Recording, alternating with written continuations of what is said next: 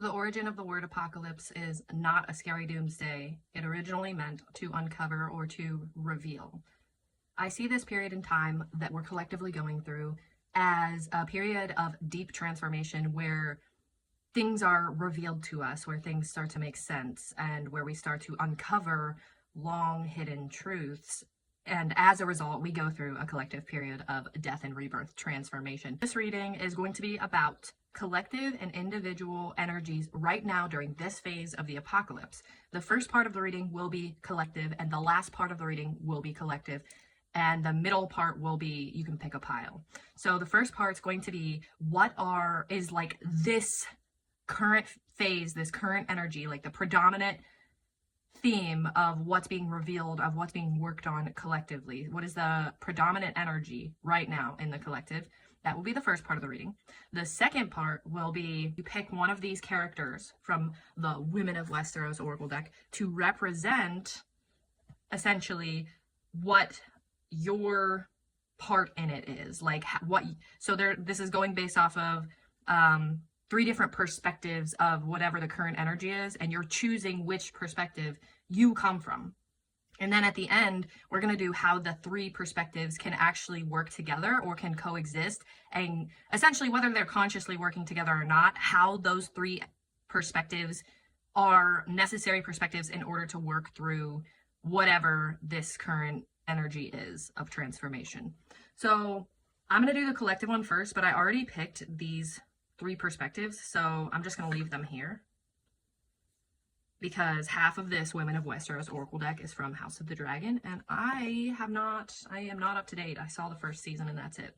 So what is the current predominant? Actually, I want to use a different deck for this one. Okay.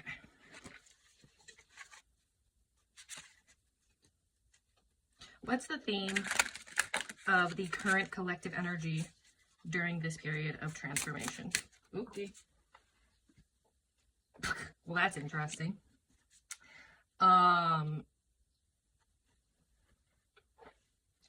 This deck is specifically, the one I just pulled from, meant to be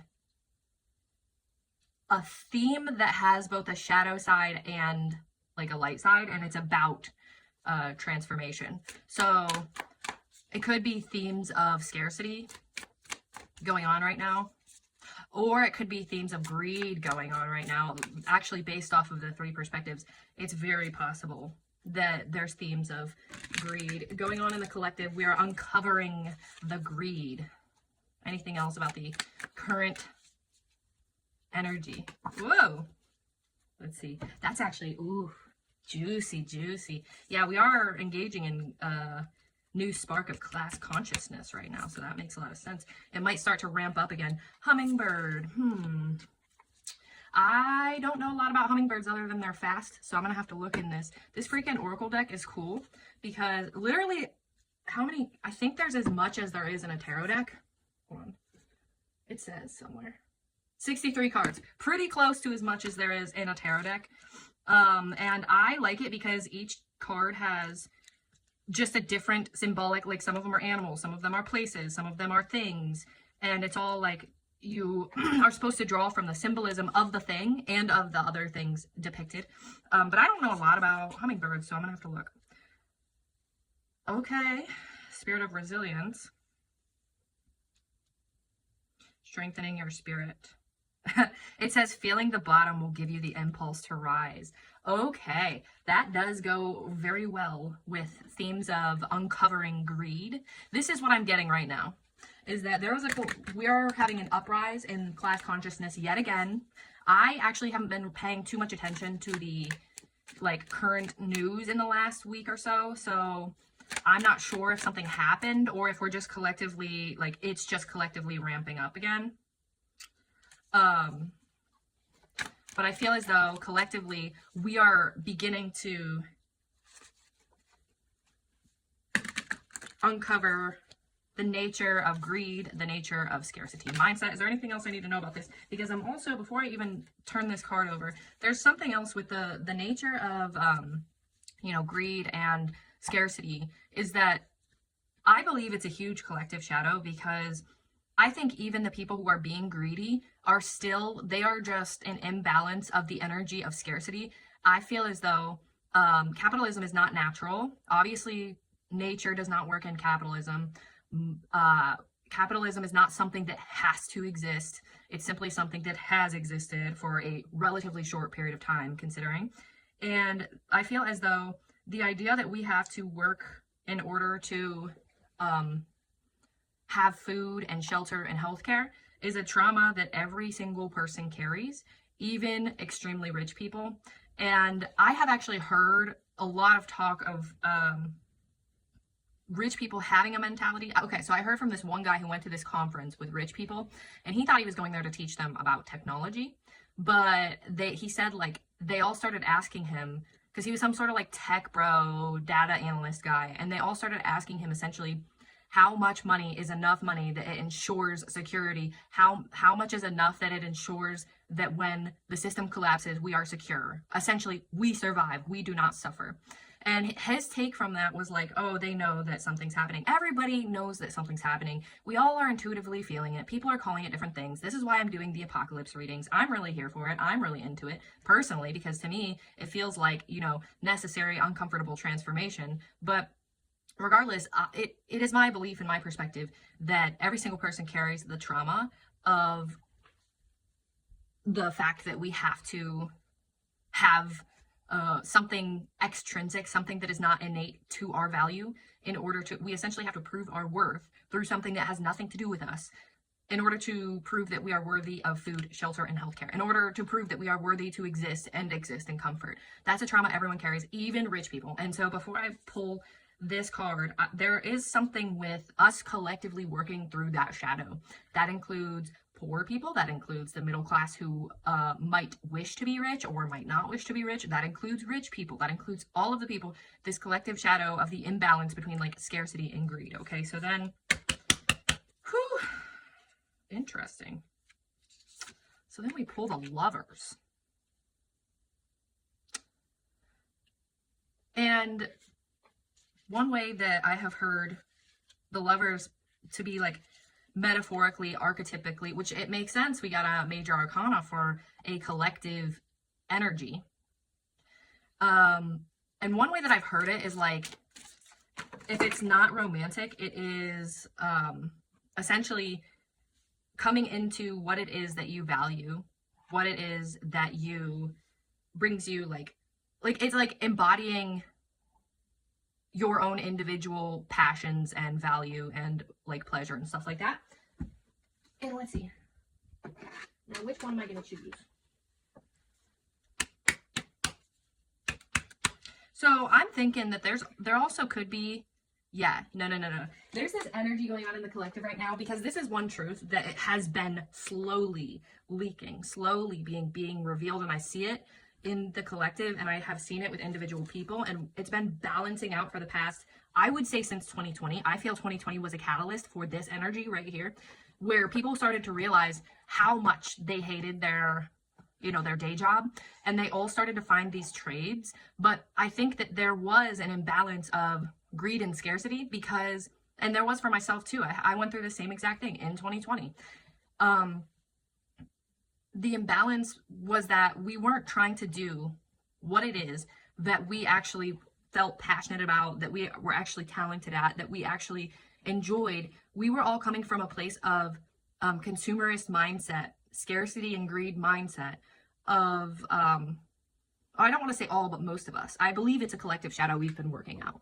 We were coming from a place of scarcity and greed mindset and consumerism programming of, how can we find something that we kind of like, that makes us a lot of money and offers us freedom? But those things did not necessarily fill our hearts with joy. They were not necessarily in alignment with us. You know, we saw a lot of people trying to become professionals and like experts very quickly in different trades. I saw it a lot in the spiritual community, but you also saw it in like people who did different variations of writing, people who did tech type stuff, like all sorts of different things. People were just like, and the collective vibe was, you know, how am I going to ensure security for myself?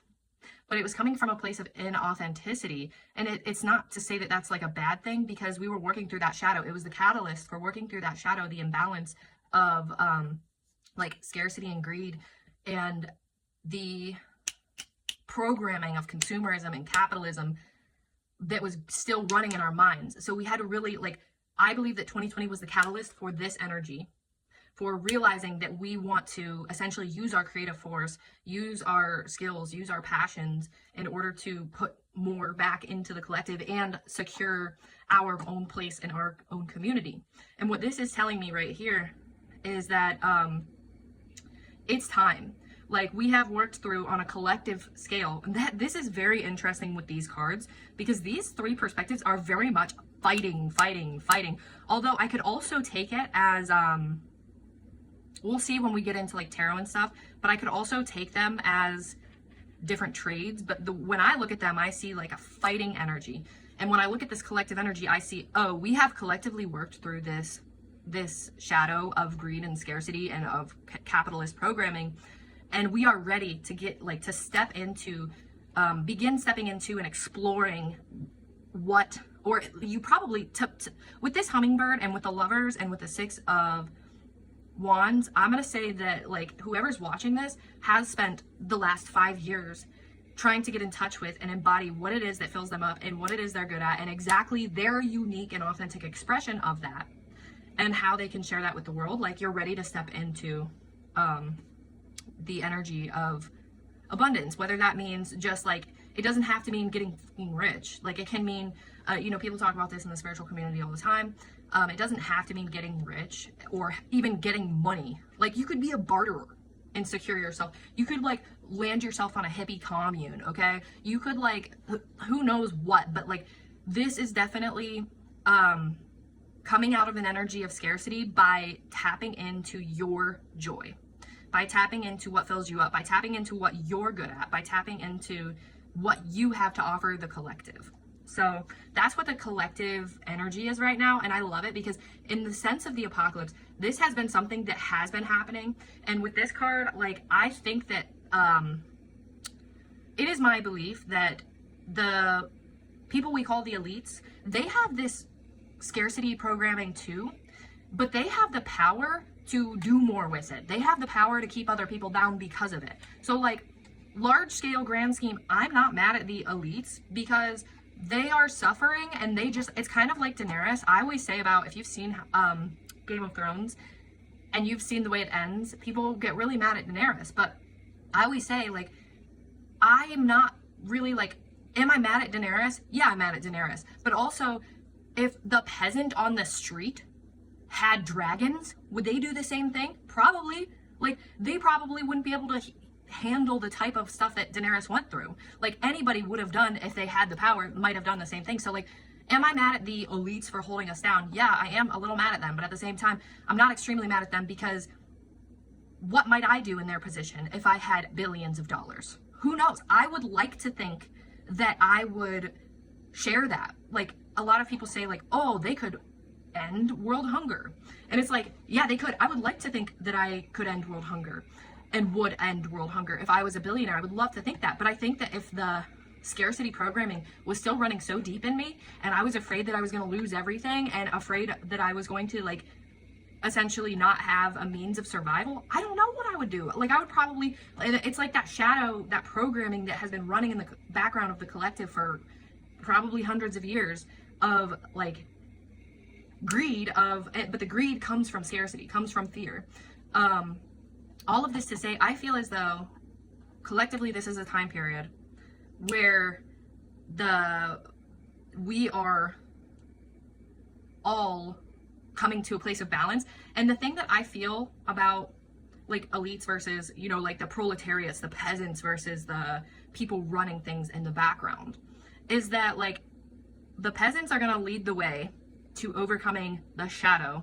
And I have kind of heard this in different ways from different people, like in a channeling and psychic sense. But I essentially think that the peasants, us, if you probably, I don't know if you're a peasant, but like, if you're watching this, you are probably a peasant because of the nature of this. We're going to lead the way in overcoming this scarcity and greed programming. And because we show that, like, we will show that, like, the control, the need, the greed is no longer necessary. We can do exactly what we want to do, how we want to do it, and we will be taken care of by the universe, by whoever, by nature. Because we show that, that's leading the way. So this is, and to me, and on all honesty, I think that a lot of the apocalyptic energies are going to be the peasants who have been had the truth hidden from us. We have been kept down, we have been kept in the dark for hundreds of years or more, depending on where you live in the world, but in America it's like hundreds of years. For most of these collective apocalyptic energies, the peasants are the one leading the way, because this is another thing I've noticed, and I'm just going to say a little bit about this, and I'll probably go into it further somewhere else, but I've noticed that a lot of information that is like gate-kept secret society spiritual information is intuitively coming to so many different people without them having to do any research, and like then we'll just like all synchronistically find out that, you know, something I said was actually something that was talked about in this secret society for a long time, or like something somebody else says and like they're saying it in a different way. So it feels like information is intuitively coming to us to be able to lead by example, to be able to shift things. And it's not taking over the people who have kept us down. We're essentially showing them, like we're essentially stepping into an energy where we're showing them, hey, you can just live, like you don't have to be greedy, you don't have to be secretive, you don't have to be selfish, you can have a much better life if you just like live in your truth, essentially. So that's the collective energy, and I think everyone watching this will probably be, you've probably honed whatever it is that is your unique expression, your service that you bring to the collective that you love to do, and you're about to be stepping into that. That's what I think. So if you want to, go ahead and pick your pile. We've got pile 1, Lyanna Mormont. If you don't know the Game of Thrones characters, I'll explain them a little bit. These are all like side characters, and this one's from House of Dragon. I actually had to look this one up. So we got Lyanna Mormont, Tyrene Obara and Nymeria Sand for pile 2, and Miss Arya for pile 3.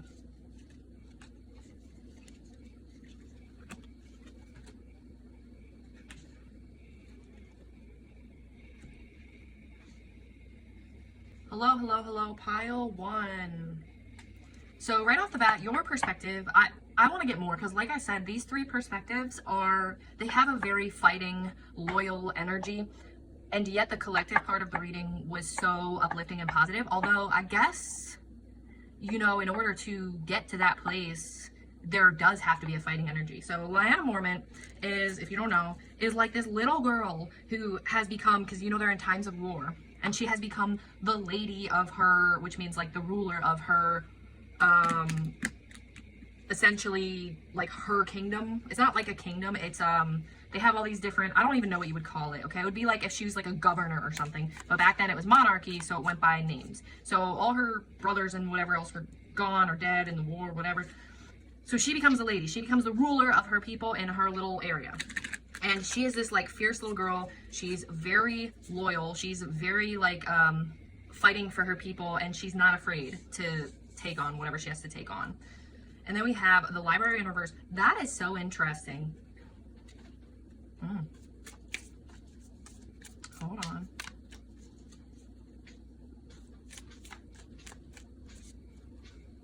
What is your perspective on this collective energy right now?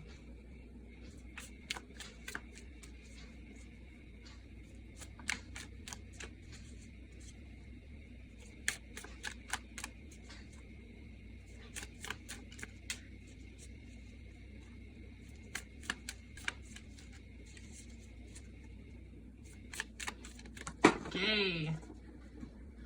Is this the squirrel again? The squirrel loves me. Yeah, and it goes with this too. So we got the squirrel, the library in reverse.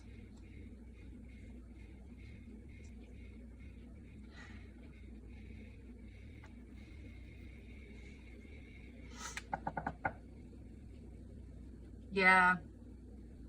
There's something here where you know, because she's this little girl who's like, yeah, I'll fight in the war with men, and I'm gonna send all these, like, all men, women, and children to fight.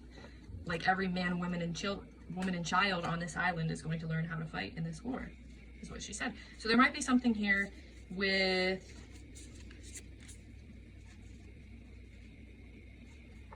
a bit of a recklessness. I want to know more about this library in reverse, though. That's what I want to know about. Tell me more about the library in reverse. Because when I look at it, I see not thinking things through, not researching. I want to know why right out the gate you got some... like, what is going on? What is this perspective? Just...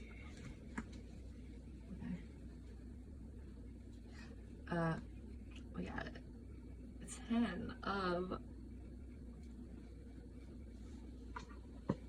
What? Okay, yeah. So there's this energy here. This perspective is interesting because there's this energy of you're just like full force going at it with a fierce energy, and you are essentially overburdening yourself with all of the responsibility and not really thinking things through. You're just like, whatever it is that you're trying to accomplish, you have like a very fighting energy, and you are going after it without thinking things through and just like putting all the responsibility on yourself. This gives, especially when we talk about like prosperity, elites, all that kind of stuff, it gives very much social justice. So there is a possibility you could be some sort of like activist and you're trying to like really take down the system, but you're doing so without thinking through. And there are ways, if you are trying to do stuff like that, it's not, this is what I hear through the grapevine, is that it's not talked about, but there are like, there's like community organization you can be doing if you're looking for ways of fighting for equality and justice. Like there's already possibly groups that are already doing organizing, because it seems like you're just like rushing into something with a fighting energy and putting all the responsibility on yourself, and you're not really looking into it enough, overburdening yourself. 3 of Wands, full speed ahead. Yeah, you're sending it, like whatever it is, you're sending it. Can I get, like, what's the advice? What's the advice for this person? What's the advice for this person? You good, girl?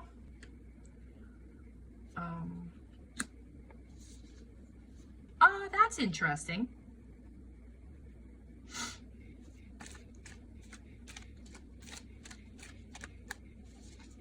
What's the advice for this person?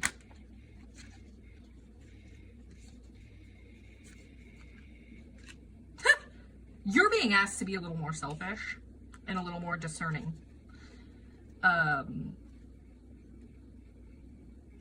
I feel as though you are overburdening yourself, and it is quite possible that you're just like giving yourself, your resources away without thinking about it, because you want to be able to do something, you want to be able to help, but you're not like you're not like really thinking about it very heavily or researching or anything like that. You're not using discernment.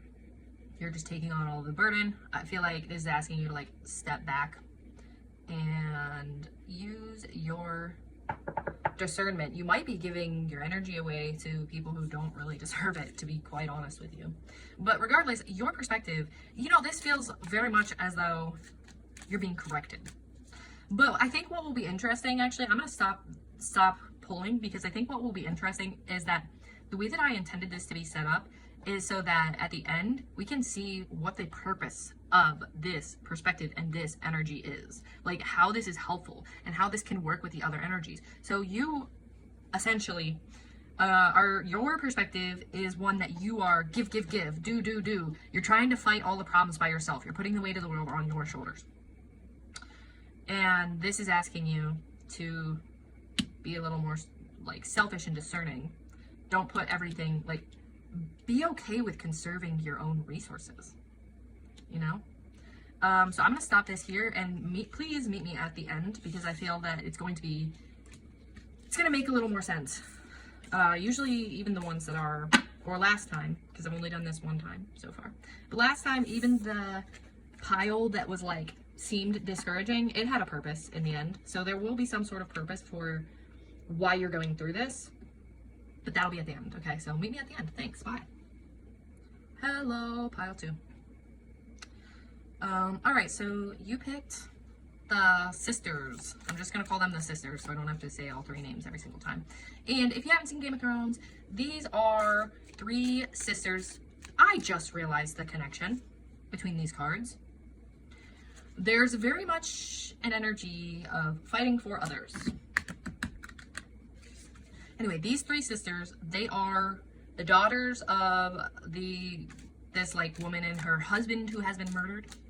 And they're pretty much like, they're just like, when you see them, they're just like out for blood. They're out for vengeance. And a lot of it has been, they're like very good at it too. Like they're like badass assassins.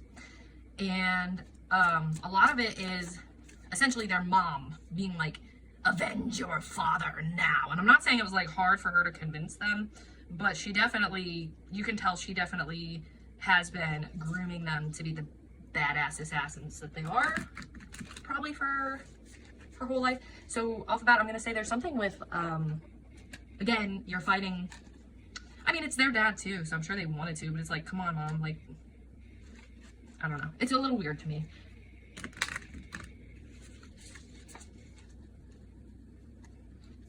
So there's like something here about vengeance, about fighting for vengeance.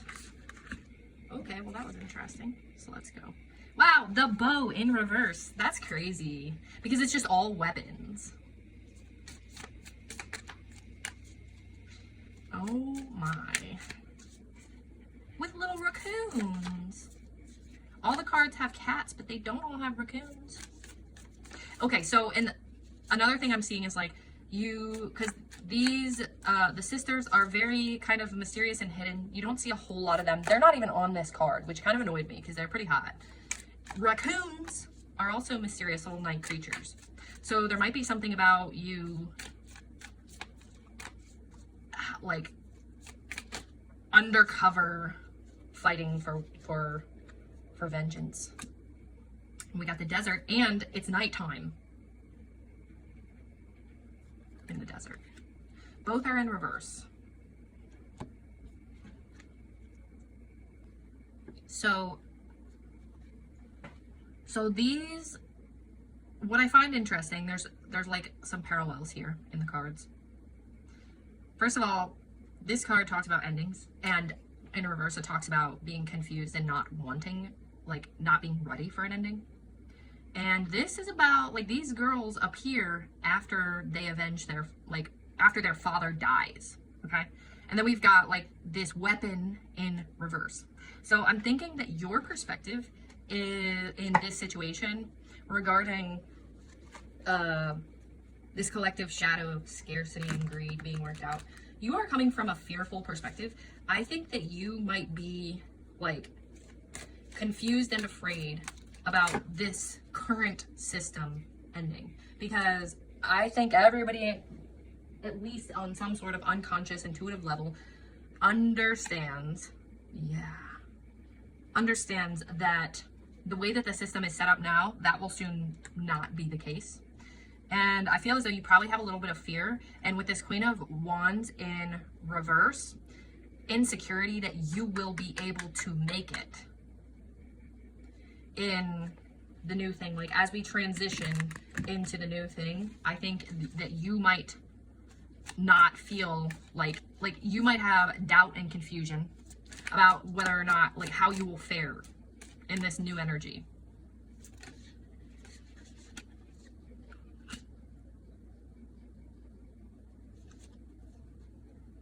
And let me do,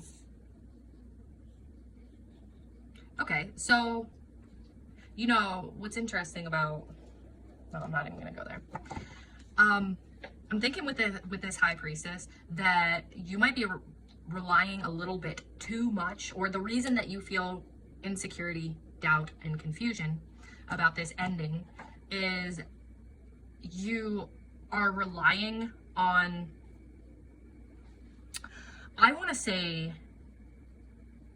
intellectual physical. You're relying on faculties that are logical, and like you're so used to relying on logical and like consensus reality type things in order to fare well in society that like you're like, what do I do when everything isn't about what works? So for example, you can look up a million ways that, like, if you have a specific goal, you want to learn a specific trade, okay? Like if you want to become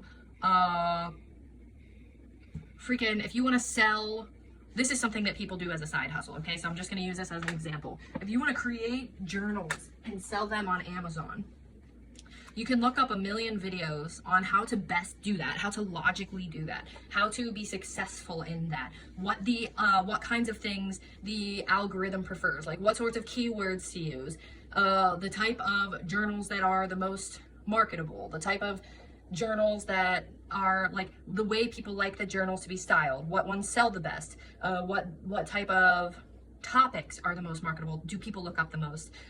You can look up so many different things on how to logically sell and be successful at selling journals on Amazon. And you are probably good at that. But what I think is, like, you're good at that logical, let me figure out how to do something. Because there's also something with this where it's like these girls, these sisters are known, like they are professionals. People know they're extremely good at their undercover work where they essentially are freaking assassins. And they're like known for the product of their work, really. And they're like experts, right? So I think that you're really good at getting in there behind the scenes, doing what needs to be done, and finding success out of that. And the thing that is giving you a little bit of anxiety about this new phase is that it is one that does not reward curation in the sense of like, because right now there's a lot of like manipulation and programming and consensus reality type stuff that goes into becoming successful, and consumerism and all this other stuff that goes into becoming successful. But what we're transitioning to is a period where the only thing that will make you successful, we're transitioning into a period, and a lot of spiritual people say this, where authenticity will shine through. And what that means is that like nobody wants the thing that makes the most sense anymore. So right now we're in a reality where there has to be a general consensus, a mainstream, okay? Like if you want to create videos about a certain topic, there's a specific layout. It's a popular, you can't veer too much off of the main general consensus, okay? You can't veer too much off of the format, off of the topic, off of what is successful. You have to have like a niche. And this is especially true on like, if you look at the way the social media platforms are. Think about YouTube versus TikTok. So I have been putting videos on both YouTube and TikTok for a few years now. And YouTube wants you to have a consistent something like a glue that holds your videos together, which is why I don't like when I put out pick-a-cards, it automatically sends them to more people. It also wants consistency. It wants hard work. So I'm like, it will punish you if you take time in between. So like YouTube punishes me because I'm not super consistent about how I post. So it sends it to less people, right?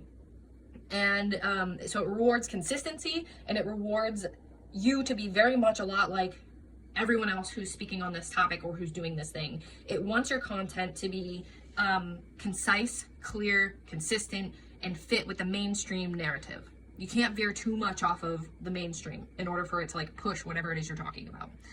And like at least in the keywords and in the title and in the way that like the thumbnail looks and all that kind of stuff.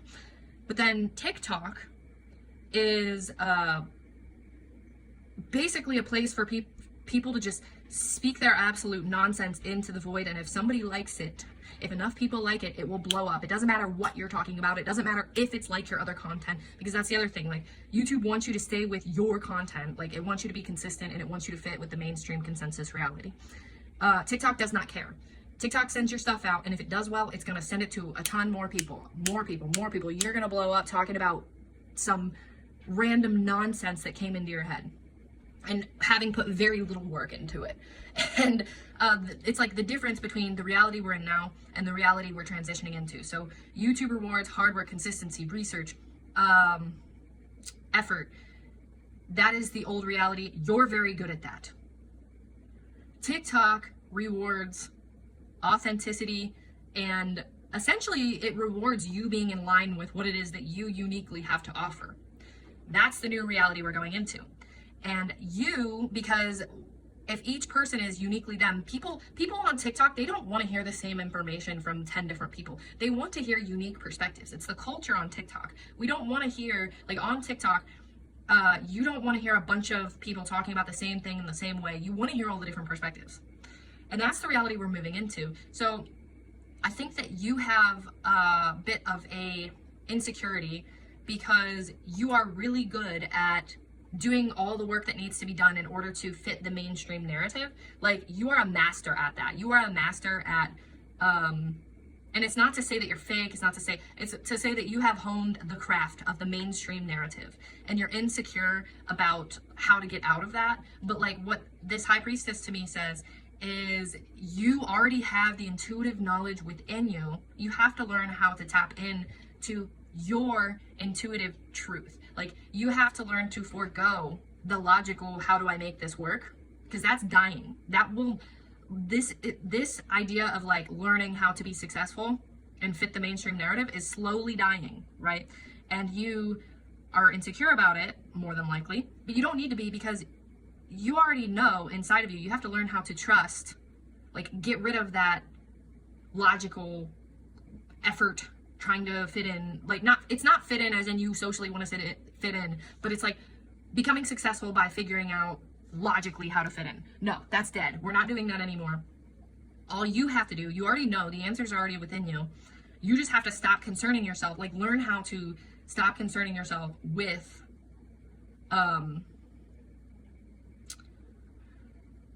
what is known to be successful, and start concerning yourself with what's inside of you, what you have to offer. Start tapping into what it is that you have to offer, and you will have no reason to fear.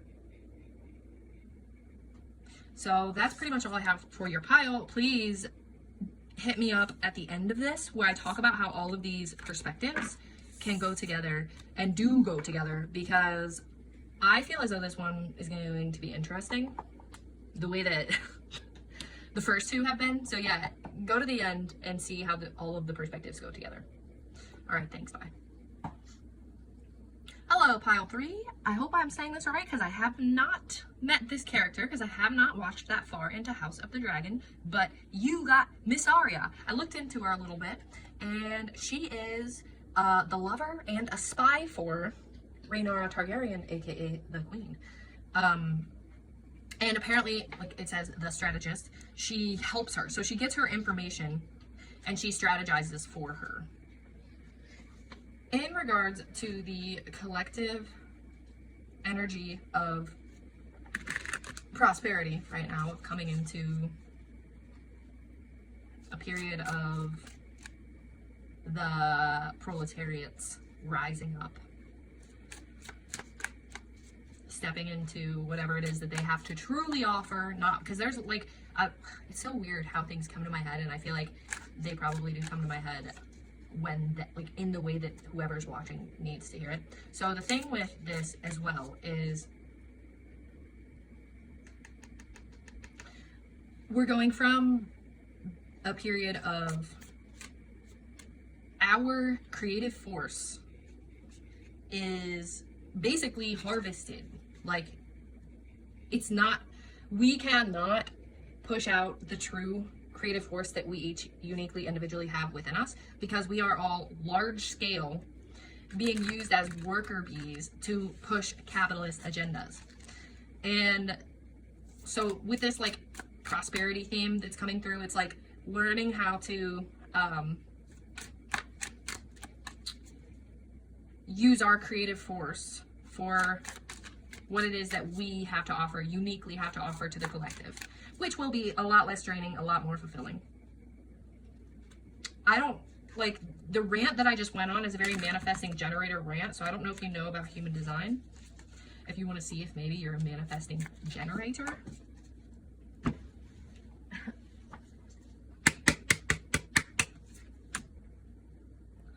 I don't even know what a moorland is, so I'm definitely gonna have to look that up. Hold on. We got a hand giving some stars to cats and alpacas with a sun. That's pretty cool. Hold on. 7.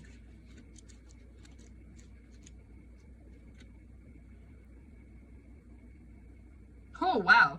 This says, it's not the situation that disappoints you, but the expectations you have of it. People pleasing, being complacent, being resentful, not knowing what you want. So this is interesting because this character essentially works for the queen. And like I said, I have not seen this part of House of the Dragon, so I don't know like how she is. One thing I love to do is like pull from my psychoanalyst brain of how I feel about the characters. But I don't have that for her because I haven't seen this far in. But it would make sense if she very much is foregoing parts of herself to please the queen because she's her lover and she works for her as her strategist. So there might be a perspective here where whatever it is that you're doing, and we got the seashore upright, where whatever it is that you're doing, it might be not for you. It might be for, in the name of people pleasing. Okay, so both of these have an element of control to them, where both of them in the upright, the book talks about accepting the outcome, releasing control of the outcome. And then this one in the reverse talks about people pleasing and doing things not your own way. So there's something here with, okay. Yeah, so there's something here with you having a vision, you having okay, because she's the strategist. She acquires information and she makes plans and all this other stuff. And there's something here with you having like a plan, a very, very specific plan of how things are going to go. Like you have a goal or a desire or something that you're working towards, and you have a very specific way that you see that happening. And there's something here about releasing the specifics of it, releasing the attachment to how it'll turn out, and allowing it to like take on its own. Because I'm also relating that both of these cards have an element to them of like acceptance and freedom, releasing control. And this, you know, the King of Wands, he has a goal, he has a passion, he has a desire, he has, but Wands is fire energy. So it's not super contained. It's not super strict. It's not super controlling. So it's like something about releasing a specific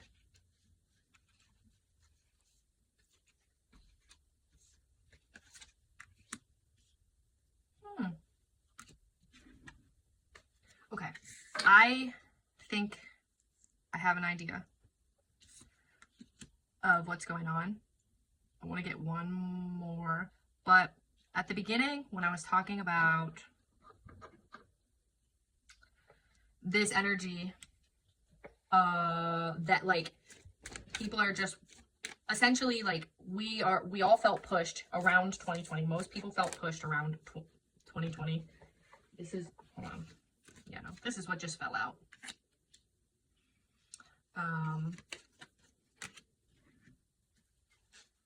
Although, yeah, we're just gonna, in the beginning I talked about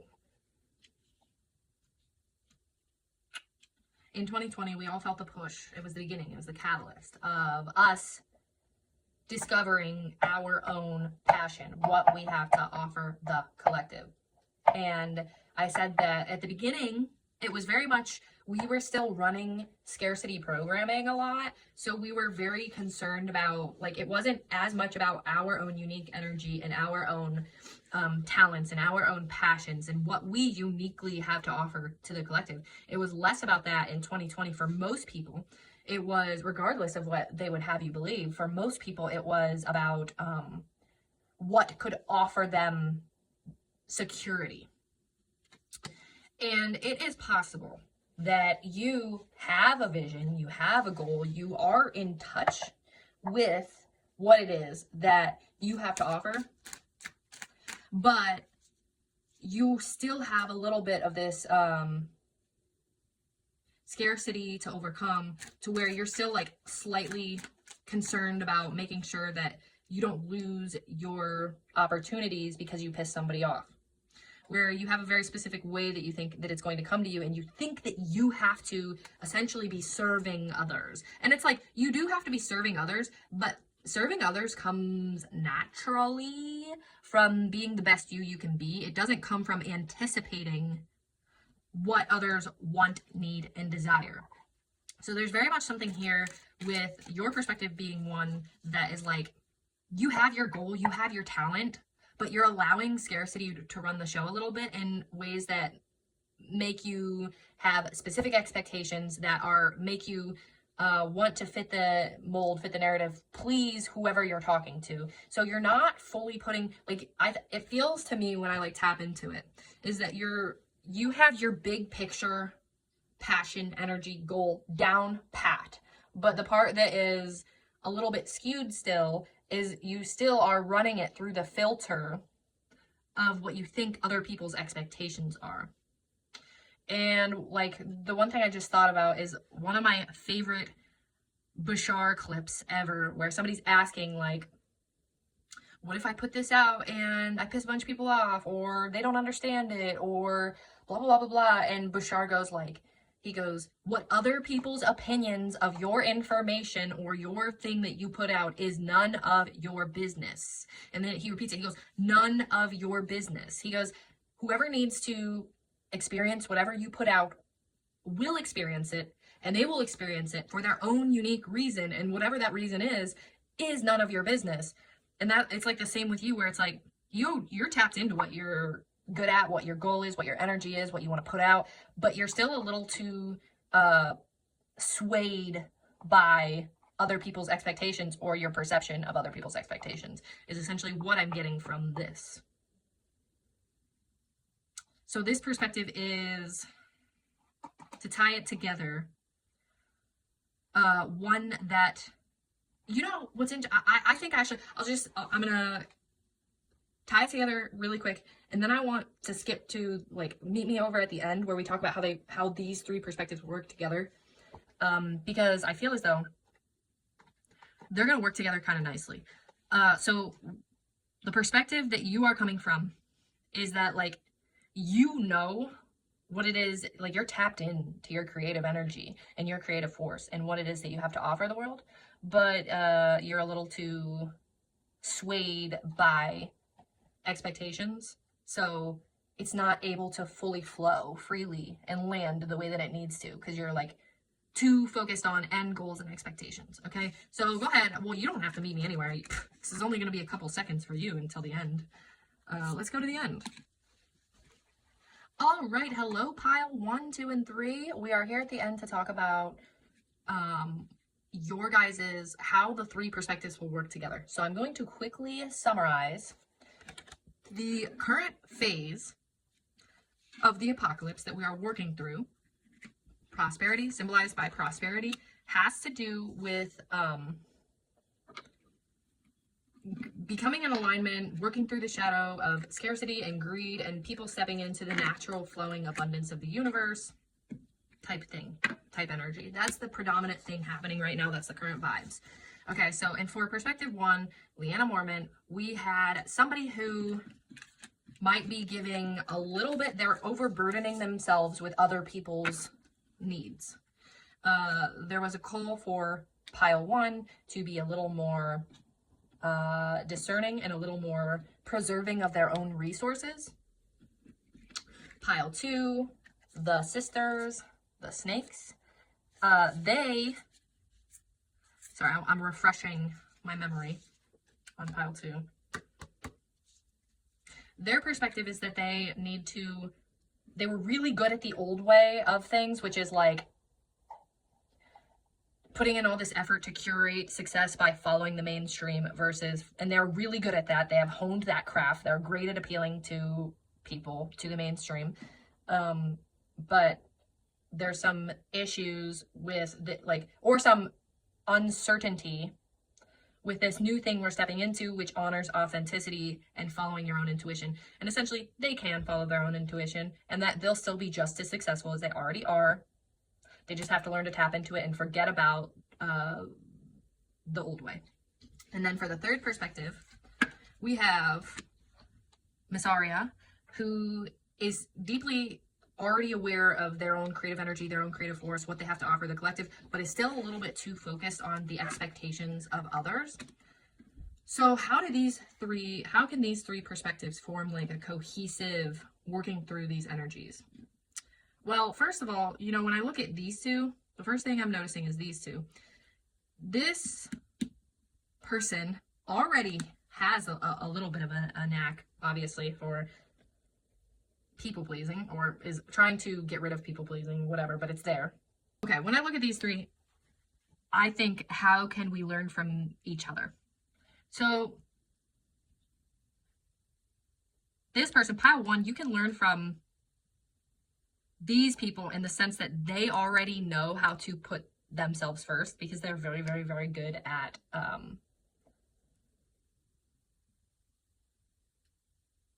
putting the work into themselves. So this is one thing, is like, you can learn a little bit from this perspective that all of the people in the world who have become successful, they have done so, well, I don't want to say all of the people, but a lot of the people in the world who have become successful have done so because they know how to pour energy into themselves. So what you can learn, this pile can learn from this type of perspective, is you can go look at people who have success and learn how to like pour into your own self. Because what is interesting here is you have the library in reverse, and this person very much gives vibes of did the research on how to build myself up, and you're just not it's likely that you're just not focused on how to build yourself up. You're so focused on other people and defending others that you have like no energy left to give. So you need to essentially go find the people who have found their own material success and do a little bit of looking into how you can build yourself up in such a way that you have your own reserves and material success. And when it comes to money specifically, you could be one of these people, because I see people like on TikTok all the time, and they're like, oh, everything that I make on here, I donate. And it's like, if that's true, to be so honest with you, that's crazy. Like, you should be putting a little bit in, because these people are out here probably having full-time jobs. I mean, none of them seem rich when I look at them.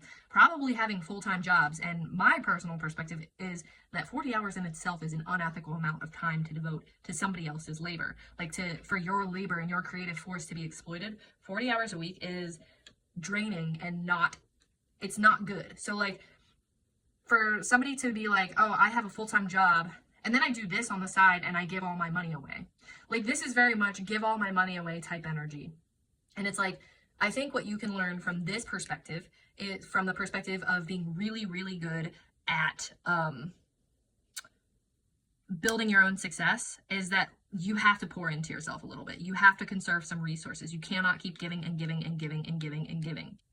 Okay? So all of this information still exists. Like I was explaining in this pile, there are people who like when people are learning to be successful in something, there's all sorts of different books, perspectives, videos. You can literally look up, you can YouTube anything, you can Google anything, you can find books on anything to pour back into your own success. So you very much can learn from this perspective in such a way that you are like, start thinking about your own material security a little bit more instead of just giving away. Giving. Start thinking about yourself and look into how to build yourself up and build your own reserves, okay? So then, these two, what can these two learn from each other? Pile 2 and pile 3. So pile 3 is somebody who knows what they, okay, so this is so interesting. They know what they have to offer, and they're deeply in touch with their own creative force, their own unique creative force and authenticity. But they're a little bit too focused on others' expectations. Whereas you don't believe that, like, or you are uncertain. Pile 2 is uncertain about their ability to tap into what they actually uniquely have to offer. And what I think you can learn from this perspective, my brain just took me to this. This person is also very good at people pleasing. They know their creative energy, but they're good at people pleasing. Your perspective is not one that in any way deals with like the expectations of others. So I feel like maybe a way for you to ease into your own intuition is to literally stop putting work into the statistics, what people say will bring you the most success, and start thinking about like start intuitively tapping into other people's energy and like how what you're doing can fit into like what you want to do versus what other people expect. Start tapping into that, and that'll start to lead you into intuition versus just hard cold facts, logic, and numbers.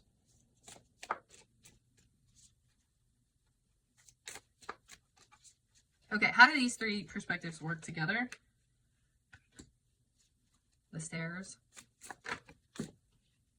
and the buffalo.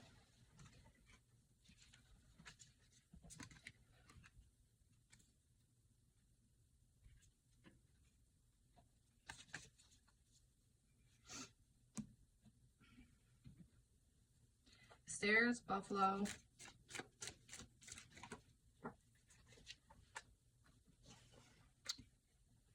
Okay.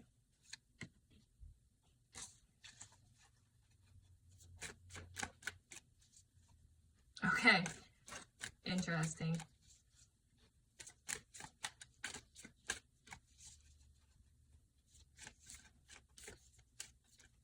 Okay, so also I'm being reminded that it is not necessary to look at it as you're literally finding these type of people and learning from them. This part of the reading is just to ensure or to like validate that all the perspectives can work together. You don't have to go looking for it. I'm being reminded of that because I'm like trying to like psychoanalyze and strategize how you can go learn from different types of people. But you don't have to consciously be looking for anything. It's just, this is telling you how they're going to work out.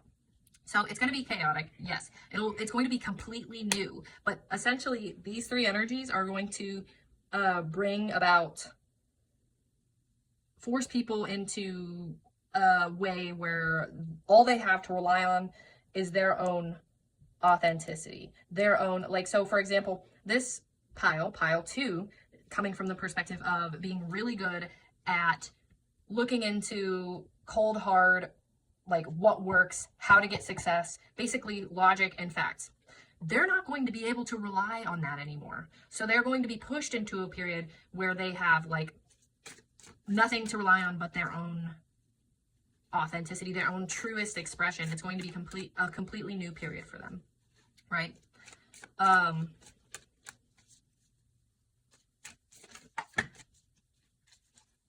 Again, this one will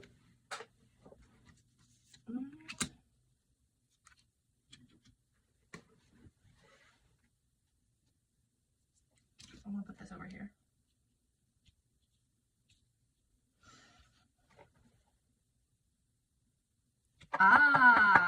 Okay, so yeah, these energies are essentially like all together. They're gonna run themselves into the ground to the point where they just literally no longer work. A person who's giving and doesn't think about themselves, you're going to run yourself into the ground to the point where that no longer works, and you have to tap back into yourself, okay? And this is actually how, honestly, a lot of this apocalyptic energy is seeming to go, and I think a lot of it has to do with stubbornness. Like, I feel like maybe the transition could be easier if we all weren't so flippin' stubborn, and we were all willing to be a bit more malleable and self-reflect on how we can change and be open to other perspectives and that sort of thing. But so this person's going to run themselves into the ground because they are giving too much, not thinking of themselves. It's going to force them to get into an energy where they're tapping into what lights them up, who they really are, that type of thing, what fills them back up. This person, really, it's just going to, it's not going to work very much longer. Like, people are craving, or people are wanting curated, uniform, mainstream less and less and less. People are craving unique, authentic, individual more and more and more. So you're going to get taken to a point where you have no other option but to just be like, fork it. I'm just going to do things the way I want to do them and see how it goes. And this person, again, will likely be taken to a point where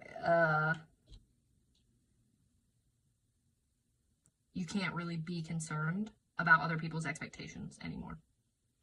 Other people's expectations will essentially just, it's gonna take you in so many different directions that you get to a point where you're like, screw it, I'm starting over, and you're just purely going to put your own energy out. And I feel like you all could learn a little something from each other. Like I said, this person can learn to be a little more selfish from this person. Like, you can learn how to fill your own cup up by learning from people who have already done so. You can learn to tap into your creative energy by learning from people who have already done so. You can learn to give back by learning from people who have already done so. You can learn to tap into your creative energy by learning from people who have already done so. You can learn to, you can learn to be selfish from people who have already done so, because there's this element of people pleasing with you where you're like a little bit there, but you're not quite there. Or you're like most of the way there with your creative energy, but you're not quite there. So you can learn how to really structure yourself from other successful people. And you can, well, how do you know what? I actually don't learn from this person, because this person is already giving too much. Just learn from this person, you. Anyway. But essentially all of these chaotic energies, because you see, the one thing I want to point out about this is, like, I'm really trying to get into the details of how you can learn from each other. But the thing that is like the most important is that right now we have all these different perspectives that we are so like hard and fast rules. So there are people, like, this person is a giver. And there are people who are like, what are you doing? Stop thinking about yourself. Start thinking about everyone else. And they're wrong for saying that that's the only thing you need to consider is everyone else who's suffering. You also do need to consider yourself, because you cannot, like, you can't run on empty. And, you know, like, then there's another perspective of people who are like, oh, you have to do everything the way that it's already been done and proven to work, and be selfish and find your own success. And then this person's kind of like a middle ground where they're like tapped into their uniqueness, but they're also worried about what others think. So I think the biggest thing about these energies is that, like, we're going to have to learn that there's something to learn in every perspective, and not one perspective is the correct, true perspective. And all three of these perspectives are going to essentially meet a point where there's so much chaos and confusion with the right way to do things that they have no other choice but to tap into what they want and who they are and how they feel, like, to completely start over and stop listening to doubt, mainstream expectations, etc. Okay, I'm gonna stop here before it gets too convoluted, as if it already hasn't. Thanks so much. Bye.